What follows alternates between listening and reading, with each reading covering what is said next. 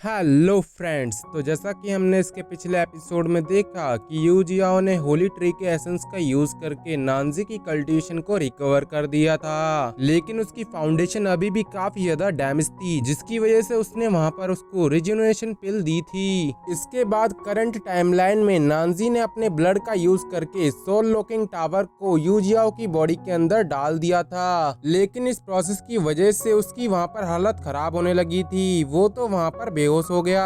तो अब आगे आज के एपिसोड की स्टार्टिंग में हम नानजी को देखते हैं, जो कि बिस्तर पर बेहोश पड़ा हुआ था। तो वहीं दूसरी तरफ यूजिया उसकी वहां पर केयर कर रही थी। वो वहां पर कहने लगती है कि काश ये जल्दी ही ठीक हो जाए। वो ये सब कुछ यहाँ पर कह ही रही थी कि तभी उसके दरवाजे पे कोई दस्तक देता है, जिसके बाद तो वो तुरंत ही वहाँ पर बाहर जाकर देखने लगती है, लेकिन उसे वहाँ पर कोई भी दिखाई नहीं देता। उसका ध्यान सिर्फ सामने की तरफ था, जिसकी वजह से वो नीचे आ रहे स्मोक को वहाँ पर नहीं देख पाती। जब यूजियाओ को वहाँ पर कुछ भी नहीं दिखता तो वो सीधा ही अंदर जाने लगती है, लेकिन तभी वो वहाँ पर किसी चीज से टकरा जाती है, जिसकी वजह से वो नीचे भी गिरने लगी थी। मगर इससे पहले वो वहाँ पर नीचे गिर पाती, चेंगुई ने उसको वहाँ पर पकड़ लिया था। जिसके बाद तो वो यूजियाओ से कहता है कि आप तो मेरी पीठ पीछे सीक्रेट तरीके से नानजी की देखभाल करने में लगी हुई हो, क्या ये सब आपको मुझे दिखाने में शर्म आ रही थी? उसके ऐसे सवाल से तो वहाँ पर यूजियाओ की बोलती बंद हो जाती है।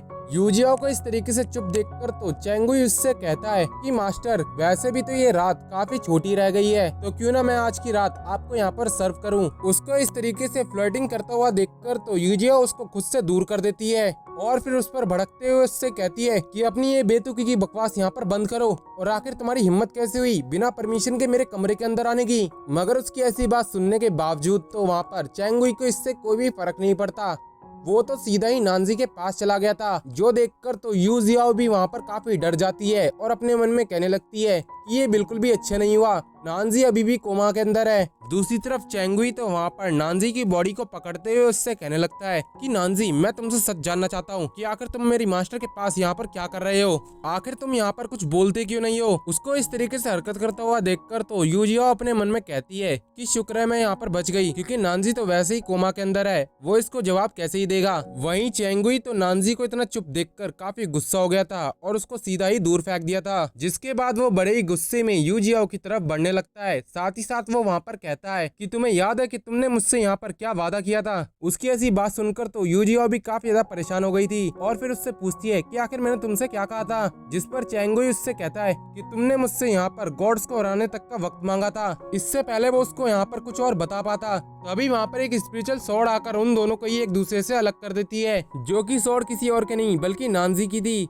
उसे वहाँ इस कंडीशन में देखकर तो चेंगुई इससे कहता है कि गॉड ऑफ वॉर नानजी, तुम तो बहुत बड़े शातिर हो, मैंने तो ये एक्सपेक्ट ही नहीं किया था कि तुम इस तरीके से यहाँ पर सोने का नाटक करते हुए हमारी यहाँ पर सारी बातें सुनना चाहते थे। मगर दूसरी तरफ नानजी तो वहाँ पर काफी अग्रेसिव मूड के अंदर था, वो सीधा ही चेंगुई पर अटैक करने लगता है, जो देखकर तो चेंगुई ने भी उसके हमले से वहाँ पर अपने आप को डिफेंस कर लिया था। तभी वहाँ पर किसी की आवाज आने लगती है, जो देखकर तो नानजी सीधा ही उस बंदे को अपने पास लेकर आ जाता है, जो कि यहाँ पर एक बच्चा था। वो वहाँ पर आने के साथ ही नानजी को वहाँ पर ग्रीट करता है। उसे वहाँ पर देखकर तो यूजिया वहाँ पर कहने लगती है कि आखिर ये बच्चा यहाँ पर क्या कर रहा है। उस बच्चे को वहाँ देखकर तो नानजी भी तुरंत ही उसके पास चला जाता है और उसके यहाँ पर आने का रीजन पूछने लगता है। वो यहाँ पर कुछ और कह पाता कि तभी वहाँ पर हिडन लॉर्ड के बचे हुए गार्डियंस की भी एंट्री हो जाती है, जहाँ जियांशु तो वहाँ पर कहने लगता है कि लगता है ये लड़का यहाँ पर हमारे मास्टर पर छुप के अटैक करना चाहता था। मगर लानियन का तो ध्यान वहाँ पर सीधा चेंगुई के ऊपर था। वो वहाँ पर उससे पूछती है कि आखिर तुम यहाँ पर क्या कर रहे हो।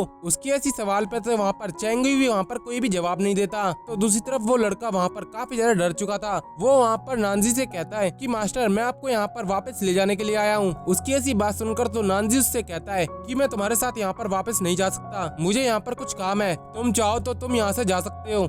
नानजी की ऐसी बात सुनकर तो वो बच्चा वहाँ पर कहने लगता है कि मास्टर, आखिर मैं आपको छोड़ के कैसे जा सकता हूँ, आप जहाँ पर रहेंगे मैं भी वहीं पर रहूंगा। वो ये सब कुछ यहाँ पर कह ही रहा था कि तभी लानियन को वहाँ पर कुछ शरारत करने का मन करता है और वो वहाँ पर अपनी इवल स्पिरिट्स को बाहर निकाल लेती है, जिन्हें देखकर तो वो लड़का काफी ज्यादा डर जाता है। जिसके बाद तो बेबी के साथ जीयुन भी उससे पूछता है कि आखिर अब तुम्हें यहाँ पर कौन सा काम पड़ गया। उनकी ऐसी बात सुनकर तो नानजी उनसे कहता है कि हमारी पहली प्रायोरिटी तुम्हारी मास्टर की तीनों सोल्स को रिकवर करने की होनी चाहिए, और मुझे पता है कि उनमें से एक सोल कहाँ पर है। वो सोल जिस जगह एंटर करी है वो जगह एक्सट्रीमली ईवल स्पिरिट्स से भरी हुई है। ईवल स्पिरिट्स का नाम सुनकर तो यूजियाओ वहाँ पर कहती है तब तो ये जगह सच में काफी ज्यादा डेंजरस होगी। उसकी ऐसी बात सुनकर तो वहाँ पर जियोन काफी ज्यादा घबरा गया था और वो वहाँ पर कहने लगा था कि डेंजर ही नहीं, वो तो ऐसी जगह होगी जहाँ पर गॉड्स को भी पनिश किया जा सके।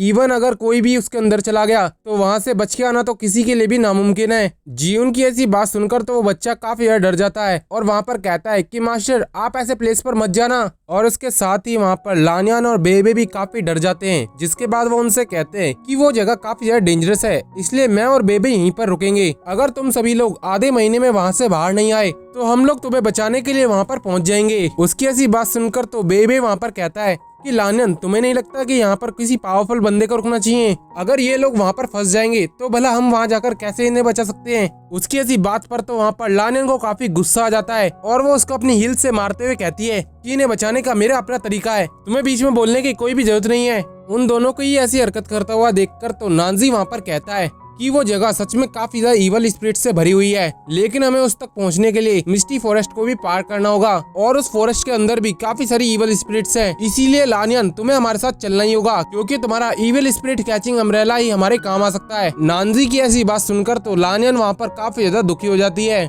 तभी जियोन भी वहाँ पर कहता है कि अगर तुम लोग वहाँ पर जा रहे हो तो मैं भी तुम्हारे साथ चलता हूँ, क्योंकि मुझे भी अपनी मास्टर को वहाँ पर प्रोटेक्ट करना है। उनकी ऐसी बात सुनकर तो जियांशु वहाँ पर कहता है तो फिर ठीक है, मैं यहाँ पर रुक जाता हूँ। जियांशु की ऐसी बात से तो वहाँ पर लानियन काफी ज्यादा गुस्सा हो जाती है और उससे कहती है कि आखिर तुम ऐसा सोच भी कैसे सकते हो, तुम्हारी कॉम्बैट पावर हम सबसे काफी ज्यादा हाई है, इस वजह से तुम्हें तो हमारे साथ चलना ही होगा। वो सब तो यहाँ पर रुकने के लिए आपस में ही झगड़ने लगते हैं, जो देखकर यूजिया उनसे कहती है कि सभी लोग शांत हो जाओ, यहाँ पर सिर्फ चैंगू ही रुकेगा। जिस बात से तो वहाँ पर सभी के सभी लोग एग्री करने लगते हैं। इसके बाद नानजी भी उस बच्चे से वहाँ पर कहता है कि वो प्लेस सच में काफी ज्यादा डेंजरस है, इसलिए तुम्हें भी यहीं पर रुकना होगा। जो सुनकर तो वो बच्चा भी वहाँ पर कहता है कि मास्टर मैं आपके ऑर्डर को फॉलो करने के लिए बिल्कुल तैयार हूँ, बस आप अपना भी वहाँ पर ध्यान रखना। अगर आपको यहाँ पर आने में भी देरी हो गई तो मैं खुद हवेली पैलेस के हजारों सोल्जर्स को आपको रेस्क्यू करने के लिए भेज दूंगा। उसकी ऐसी बात सुनकर तो नानजी भी काफी खुश हो गया था, जिसके बाद वो उन लोगों से कहता है कि आज की रात तुम सभी रेस्ट कर लो, क्योंकि कल सुबह होते ही हमें वहाँ पर निकलना होगा। जिस बात से तो यूजिया वहाँ पर काफी ज्यादा खुश हो जाती है। तो वहीं दूसरी तरफ चैंगुई तो अपने मन में वहाँ पर कहने लगता है कि मुझे फ्यूचर में कोई ना कोई तरीका जरूर मिल जाएगा जिससे मैं तुम्हारी आइडेंटिटी के बारे में पता लगा लूंगा, क्योंकि मुझे भी कहीं ना कहीं शक है कि तुम हमारी मास्टर नहीं हो।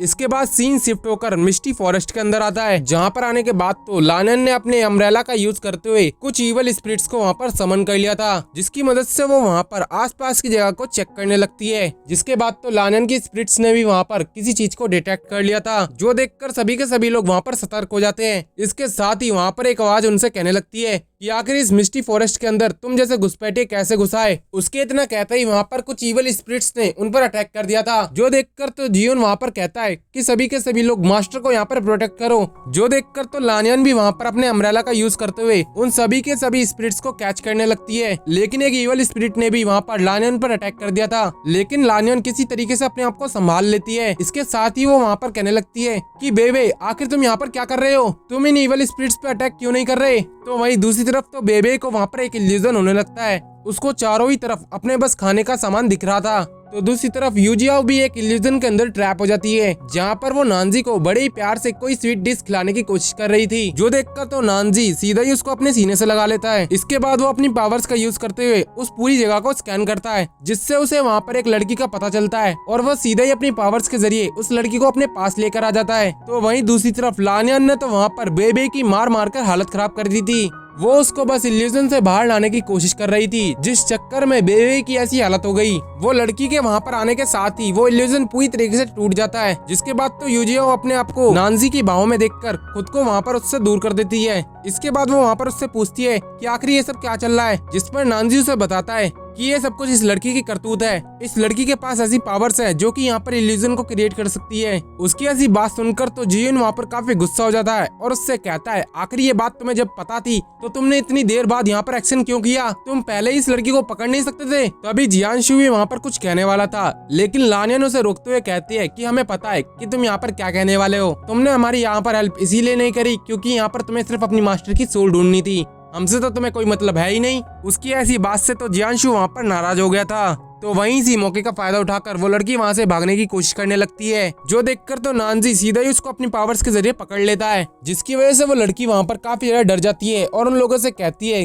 कि मेरा ऐसा कोई भी इंटेंशन नहीं था, मैं बस यहाँ पर तुम्हें डराना चाहती थी, मैंने किसी को भी यहाँ पर चोट नहीं पहुंचाई है, प्लीज तुम मुझे यहाँ से जिंदा जाने दो। मगर नानजी तो उसकी एक भी बात पर ध्यान नहीं देता, उल्टा वो यूजियाओ को वहाँ पर बताने लगता है कि ये लड़की कोई नॉर्मल लड़की नहीं है बल्कि ये एक मॉन्स्टर है। इसके साथ ही इसकी एक खास तरीके की बॉडी है जो कि पूरी तरीके से पॉइजन से बनी हुई है, जिस वजह से ये बस इसी मिस्टी फॉरेस्ट के अंदर रह सकती है। इसकी बॉडी के अंदर जो पॉइजन है वो यहाँ पर इतनी पावर रखता है कि वो किसी को भी हेलुसिनेशन के अंदर डाल सकता है। नानजी को ऐसे बात करते हुआ देखकर तो वो लड़की वहाँ पर कहती है कि सर आप तो यहाँ पर काफी ज्यादा औसम है, आपने एक ही नजर के अंदर मेरी सारी की सारी जानकारी के बारे में पता लगा लिया। उसकी ये सारी बात जानने के बाद तो यूजियो वहाँ पर काफी गुस्सा हो गई थी। तो वहीं दूसरी तरफ लानियान भी उस पर गुस्सा करते हुए उससे कहती है कि आखिर अगर तुम हमारी जान नहीं लेना चाहती थी तो फिर तुमने हम पर छुपकर अटैक क्यों किया? मुझे तो लगता है कि तुम अभी भी हमसे झूठ बोल रही हो। और उसके इतना कहते ही ये एपिसोड यहीं पर खत्म हो जाता है। और गाइज मैं आपके लिए संडे को द लेजेंड ऑफ इलेक्ट्रोलैक्स की मूवी को पूरी तरीके से एक्सप्लेन करने वाला हूँ और वो वीडियो लगभग 1 घंटे से ऊपर की होगी। मैं उम्मीद करूंगा कि आपको वो मूवी काफी ज्यादा अच्छी लगेगी।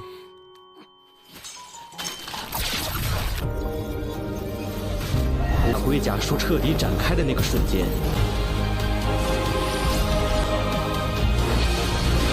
你的力量，所有的苦难都将使我们所向披靡，完血。